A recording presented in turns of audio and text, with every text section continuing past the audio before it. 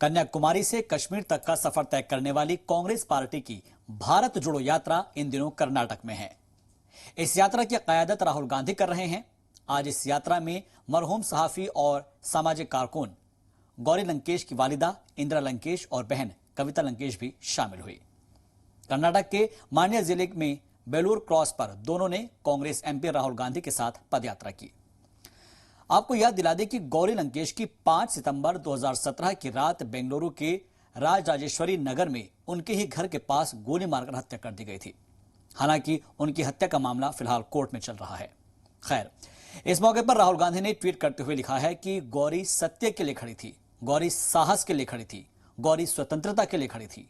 मैं गौरी लंकेश और उनके जैसे अनगिनत अन्य लोगों के लिए खड़ा हूं जो भारत की सच्ची भावना का प्रतिनिधित्व करते हैं। भारत जोड़ो यात्रा उनकी आवाज है, इसे कभी भी खामोश नहीं किया जा सकता। और वहीं कांग्रेस ने भी अपने ट्विटर हैंडल पर इससे जुड़ी एक तस्वीर साझा करते हुए कहा, गौरी लंकेश की साहसी और निर्भीक आवाज को नफरत और हिंसा के नुमाइंदों ने दबा दिया। यह यात्रा देश में फैली इस नफरत के खिलाफ एक आगाज है। अब हम न डरेंगे, न झुकेंगे, न रुकेंगे।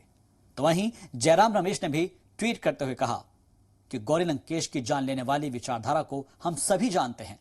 राहुल गांधी ने गौरी लंकेश की मां और बहन के साथ चलकर दुनिया को बताया कि नफरत और हिंसा से सच को कभी दबाया नहीं जा सकता।